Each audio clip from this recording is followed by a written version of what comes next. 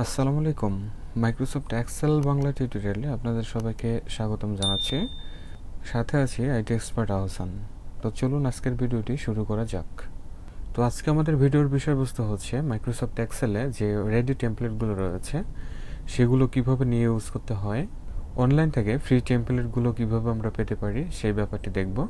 পাশাপাশি আমরা যদি কাস্টমভাবে কোনো টেমপ্লেট তৈরি করতে চাই, অর্থাৎ আমাদের যদি কোনো প্রজেক্ট থাকে বা যদি কোনো ফাইল থাকে মাইক্রোসফট এক্সেলের, সেটিকে আমরা কিভাবে টেমপ্লেট আকারে সেভ করতে পারি এবং সেটিকে পরবর্তীতে কিভাবে নিয়ে ইউজ করতে পারি সেই ব্যাপারগুলো আমি স্টেপ বাই স্টেপ দেখাবো। তো প্রথমে আমাদের জানা দরকার টেমপ্লেট আসলে কি।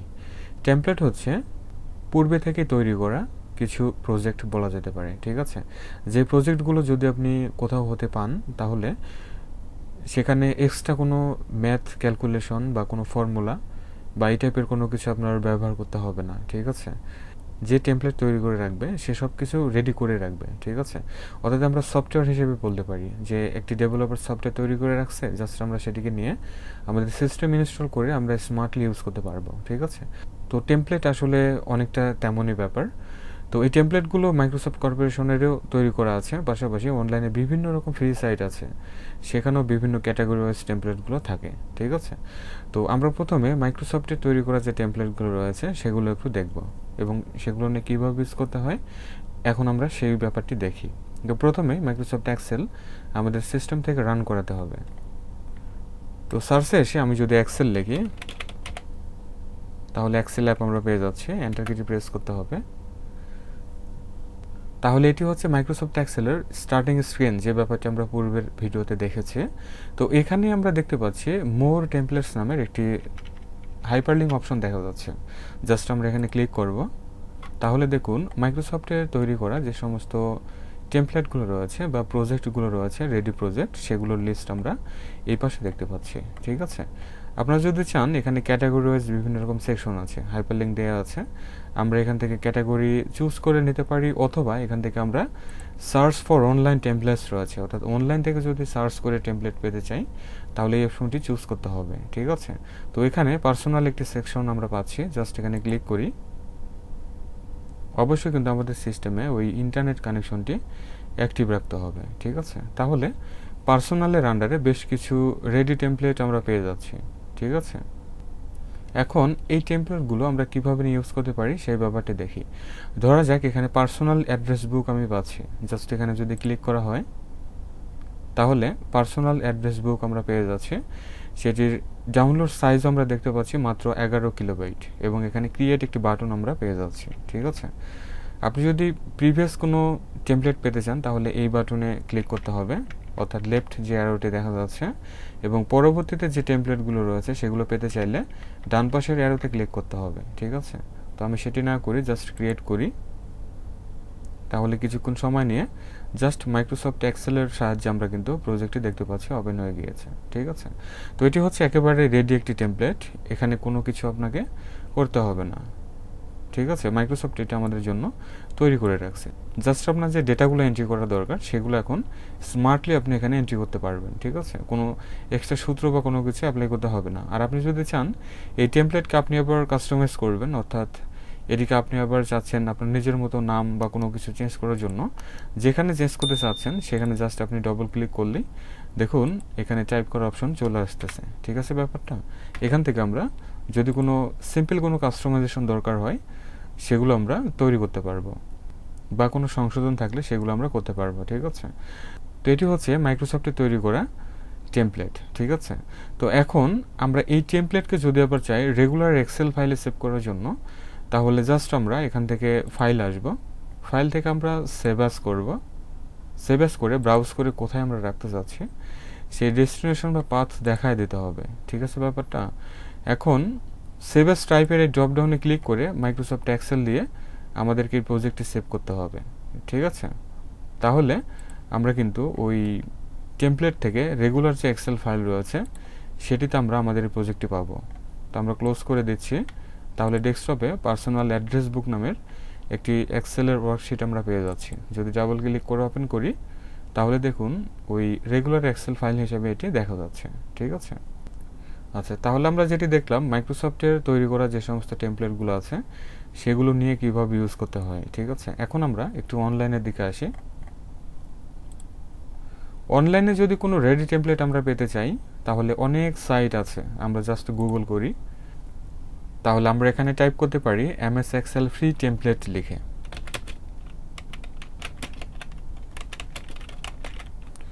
এমএস এক্সেল ফ্রি টেমপ্লেটস লিখে যদি আমরা সার্চ করি তাহলে দেখুন অনেক অনেক সাইট কিন্তু দেখা যাচ্ছে। ঠিক আছে ব্যাপারটা। আবার এই সার্চের ভিতরে কিন্তু মাইক্রোসফটেরও যে ওয়েবসাইটটি রয়েছে সেখানেও কিন্তু আমরা যেতে পারবো। ঠিক আছে, তো goskill.com নামের একটি সাইট আছে, এখানে ফ্রি অনেক ধরনের টেমপ্লেট মাইক্রোসফট এক্সেলের থাকে। আমরা চাইলে এখান থেকেও ব্রাউজ করে নিতে পারি, অথবা অন্য কোনো সাইট যদি আপনার জানা থাকে সেখানেও আপনি যেতে পারবেন। ঠিক আছে, দেখুন এখানেও কিন্তু ওই বিভিন্ন নেম আকারে বা টাইটেল আকারে কিন্তু বিভিন্ন প্রজেক্ট দেয়া আছে মাইক্রোসফট এক্সেলের। এখান থেকে আমরা এই প্রজেক্টগুলো নিতে পারবো। ঠিক আছে, তো ধরা যাক এই প্রজেক্টটি আমার দরকার, উইকলি টাইম কার্ড টেমপ্লেট। ঠিক আছে, জাস্ট আমরা এই হাইপারলিঙ্কে ক্লিক করি, তাহলে নতুন একটি ট্যাবের মাধ্যমে ওই টাইম কার্ড টেমপ্লেটটি আমাদের সামনে ওপেন হবে। ঠিক আছে, তো আমরা একটু স্ক্রল করে যদি নিচের দিকে আসি তাহলে এখানে দেখতে পাচ্ছি ডাউনলোড এক্সেল, এবং এটি কোন কোন ভার্সনে সাপোর্ট করবে সেটিও দেখা যাচ্ছে। এক্সেল 2007 থেকে পরবর্তীতে যে ভার্সনগুলো আছে সব জায়গায় ইউজ করতে পারবো। এবং ইন্টারেস্টিং একটি ব্যাপার হলো যে আমরা যদি চাই গুগল শিটের মাধ্যমে এই টেমপ্লেটটিকে ইউজ করব তাহলে সেটিও করা যায়। তার জন্য গুগল শিটস দেখতে পাচ্ছি, গুগল শিট আকারে ইউজ করতে পারবো, অথবা ওপেন অফিসের যে ওপেন ক্যাল যে রয়েছে সেটির মাধ্যমেও কিন্তু আমরা এই টেমপ্লেটটিকে নিয়ে ইউজ করতে পারবো। সেটির অপশনও আমরা নিচে পেয়ে যাচ্ছি। তো আমরা যেহেতু চাচ্ছি মাইক্রোসফট এক্সেল ইউজ করার জন্য, সো এক্সেলে ক্লিক করি। এখন আমাদের এই টেমপ্লেটটি ডাউনলোড হবে। ঠিক আছে, তাহলে ইউর ডাউনলোড ইজ রেডি আমরা দেখতে পাচ্ছি। জাস্ট আমরা এখানে ডাউনলোড এই বাটনে ক্লিক করি। যতগুলো ওয়েবসাইট আছে সবগুলোর সিস্টেম মোটামুটি একই রকম। তো আমরা এখানে দেখতে পাচ্ছি ডাউনলোড কমপ্লিট হয়ে গিয়েছে। ওপেন ফাইল করি আমরা,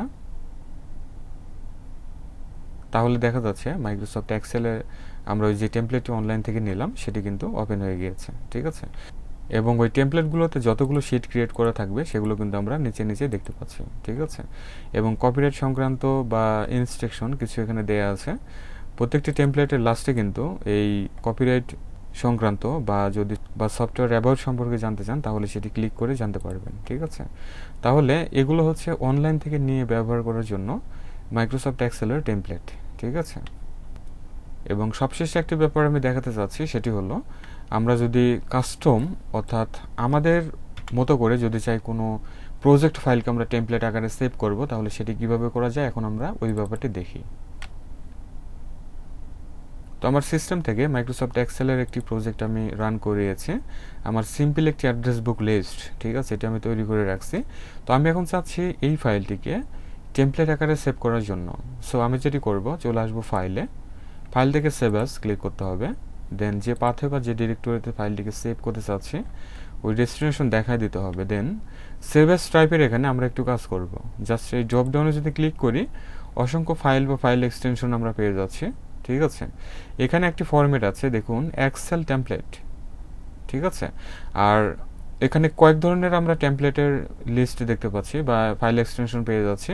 প্রথমটি হলো এক্সেল টেমপ্লেট, এরপরে এক্সেল ম্যাক্রো এনেবল টেমপ্লেট, এবং লাস্ট ওয়ান হচ্ছে এক্সেল 97 থেকে 2003 টেমপ্লেট। তো এই তিনটি আসলে কি, তাহলে এক্সেল টেমপ্লেটে যদি আমরা সেভ করি তো এখন অবধি পর্যন্ত যতগুলো ভার্সন আছে মাইক্রোসফট অফিসের লাস্ট ভার্সন পর্যন্ত এটি কভার করবে। ঠিক আছে, আর এক্সেল ম্যাক্রো এনেবল টেমপ্লেট এটি যদি আমরা রাখি তাহলে আমরা যদি আমাদের প্রজেক্টে কোনো ভিভিএ কোড ব্যবহার করি বা কোনো ম্যাক্রো যদি রেকর্ড করে রাখি তাহলে অবশ্যই কিন্তু এই অপশনটি চুজ করে আমাদের টেমপ্লেটে সেভ করতে হবে। আদারওয়াইজ কিন্তু ওই ভিভিএ কোড বা যে ম্যাক্রোগুলো থাকবে সেগুলো কিন্তু কাজ করবে না। ঠিক আছে, তো এটা অবশ্যই লক্ষ্য রাখতে হবে। এবং পরবর্তীতে ওল্ডার ভার্সনে যদি চাই টেমপ্লেটটিকে আমরা সেভ করার জন্য তাহলে অবভিয়াসলি এই অপশনটি সিলেক্ট করতে হবে। ঠিক আছে, তো আমাদের যেহেতু লাস্ট ভার্সন এবং কোনো ভিভিএ কোড ব্যবহার করা নেই, সো এক্সেল টেমপ্লেট আমরা চুজ করি, তাহলে হলো। এখন জাস্ট আমরা সেভ করি, তাহলে আমাদের এই প্রজেক্টটি বা এই প্রজেক্ট ফাইলটি টেমপ্লেট আকারে সেভ হয়েছে। তো সেটি পাওয়ার জন্য আমরা যেটি করতে পারি, এখান থেকে ক্লোজ করে দিচ্ছি আমাদের প্রজেক্ট ফাইলটি। দেন আমরা চলে আসি আবারও স্টার্ট মেনুতে, টাইপ করি এক্সেল লিখে, ঠিক আছে। আমরা এন্টার কিটি প্রেস করি, তাহলে মাইক্রোসফট এক্সেল স্টার্টিং স্ক্রিন পেয়ে যাচ্ছে। সেম প্রসেসে আমরা আবার চলে আসি এই যে মোর টেমপ্লেটসে। পূর্বে যদি আমরা ভালোভাবে লক্ষ্য করে থাকি তাহলে দেখতে পারবো যে এখানে শুধু একটি মাত্র ট্যাব ছিল কিন্তু, ঠিক আছে। এখন কিন্তু পার্সোনাল নামের নতুন একটি ট্যাব আমরা পেয়ে যাচ্ছি। কেন? কারণ হচ্ছে আমরা একটি অলরেডি আমাদের প্রজেক্ট ফাইলকে আমরা টেমপ্লেট আকারে সেভ করে নিয়েছি, তার জন্য এই অপশনটি এক্সট্রা দেয়া হয়েছে, ঠিক আছে। জাস্ট আমরা যদি পার্সোনালে ক্লিক করি তাহলে লক্ষ্য করুন অ্যাড্রেস বুক দেখা যাচ্ছে। তার মানে কি? তার মানে আমরা যে টেমপ্লেটটি তৈরি করে রাখছি সেটি এখানে ডিসপ্লে হচ্ছে। এখন যদি এই টেমপ্লেটের উপরে ক্লিক করা হয় তাহলে কি দেখা যাচ্ছে? আমাদের এই প্রজেক্ট ফাইলটি ওপেন হয়ে গিয়েছে, ঠিক আছে। এখন এই টেমপ্লেট ফাইলগুলো কোথায় সেভ হয় এই ব্যাপারটি আমাদের একটু জানতে হবে, ঠিক আছে। তো আমরা যদি সরাসরি ফাইল ট্যাবে ক্লিক করি, এখান থেকে চলে আসি আমরা মোর থেকে অপশনস। আপনাদের মোর হয়তো আসবে না, যেহেতু আমার মনিটর ছোট, তার জন্য এইভাবে আসতেছে। জাস্ট যেখান থেকে হোক আমরা অপশন আসব, এরপরে সেভ, এই নেভিগেশন প্যানেল থেকে সেভ যদি ক্লিক করা হয় তাহলে দেখুন default personal templates location C user আপনার নেম, অর্থাৎ আপনার user name, documents, custom office template, ঠিক আছে। এই পাথে বা এই লোকেশনে আমাদের যে টেমপ্লেটগুলো আমরা কাস্টমভাবে তৈরি করব সেটি এখানে সেভ থাকবে, ঠিক আছে। আর নর্মাল যে প্রসেসে আপনি ফাইলগুলো সেভ করবেন সেগুলো সেভ হবে ওই ডকুমেন্টসের ভিতরে, সেটির যে লোকেশনটি রয়েছে বা পাথটি রয়েছে সেটি আমরা এখানে দেখতে পাচ্ছি, ঠিক আছে ব্যাপারটা। এখন সবার মাঝে প্রশ্ন আসতে পারে যে আমরা যে টেমপ্লেট ফাইলটিকে নিয়েছি সেটিকে আবার কিভাবে রেগুলার এক্সেল ফাইলে নিব। তার জন্য সেম প্রসেস আবারও ফাইল আসতে হবে, দেন সেভ আস থেকে আমরা যে পাথে বা যে ডিরেক্টরিতে চাচ্ছি ফাইলটিকে সেভ করার জন্য ওই ডেস্টিনেশন দেখা দিতে হবে, ঠিক আছে। জাস্ট আমরা এখান থেকে, অর্থাৎ সেভ এস ড্রাইভের এখান থেকে এক্সেল ওয়ার্কবুক দিয়ে আমরা সেভ করব, ঠিক আছে। এখন যদি বের হয়ে আসি তাহলে আমরা ডেস্কটপে এক্সেলের রেগুলার একটি ফাইল আমরা দেখতে পাচ্ছি, ঠিক আছে ব্যাপারটা। তাহলে এটিকে আমরা আবার এখন রেগুলার ফাইল হিসেবে ইউজ করতে পারবো। আর আমরা টেমপ্লেট এবং রেগুলার ফাইলের মধ্যে ছোট্ট একটি পার্থক্য আমরা পেতে পারি। তার জন্য সার্চ শেষে আমরা আবারও এক্সেল টাইপ করি, এন্টার কিটি প্রেস করি, তাহলে রিসেন্টের এখানে যে ফাইলগুলো নিয়ে কাজ করা হয় সেগুলোর তালিকা আমরা দেখতে পাই, ঠিক আছে। এখানে লক্ষ্য করুন অ্যাড্রেস বুক, এখানেও অ্যাড্রেস বুক, ঠিক আছে। কিন্তু লক্ষণের ব্যাপার হচ্ছে দুটোর আইকন কিন্তু দুই রকম। দেখুন এখানে কিন্তু আমরা দেখতে পাচ্ছি ডকুমেন্টস কাস্টম অফিস টেমপ্লেট কিন্তু দেয়া আছে, ঠিক আছে ব্যাপারটা। তার মানে হচ্ছে এটি হচ্ছে টেমপ্লেট, যেটির ফাইল এক্সটেনশন থাকবে অবশ্যই .xltx, অর্থাৎ টেমপ্লেট, এক্সেল টেমপ্লেট ফাইল, ঠিক আছে। এবং রেগুলার যে ফাইলটি রয়েছে সেটিতে যদি আমরা মাউস নেই তাহলে মাউসের হবার বা টুল টিপ হিসেবে কিন্তু দেখাই যাচ্ছে অ্যাড্রেস বুক .xlsx, ঠিক আছে। অর্থাৎ রেগুলার যে ফাইল এক্সটেনশন সেটি কিন্তু কাভার করতেছে, ঠিক আছে ব্যাপারটা। তাহলে এভাবে খুবই দ্রুত আমরা যে কোনো প্রজেক্ট ফাইলকে, অর্থাৎ আমাদের প্রজেক্ট ফাইলকে আমরা যদি চাই টেমপ্লেট আকারে সেভ করার জন্য সেটিও কিন্তু আমরা সেভ করে নিতে পারি, ঠিক আছে।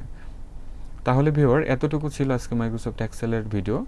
আজকের এই ভিডিওতে আমি দেখানোর চেষ্টা করেছি মাইক্রোসফট এক্সেলে রেডি যে টেমপ্লেটগুলো রয়েছে সেগুলো নিয়ে কীভাবে ইউজ করতে হয়, অনলাইন থেকে টেমপ্লেট নিয়ে কীভাবে ইউজ করব, পাশাপাশি আমাদের যদি কোনো প্রজেক্ট থাকে সেটিকে আমরা নিয়ে কীভাবে ইউজ করতে পারি বা টেমপ্লেট আকারে তৈরি করতে পারি, বিস্তারিত প্রসেস আমি দেখিয়েছি।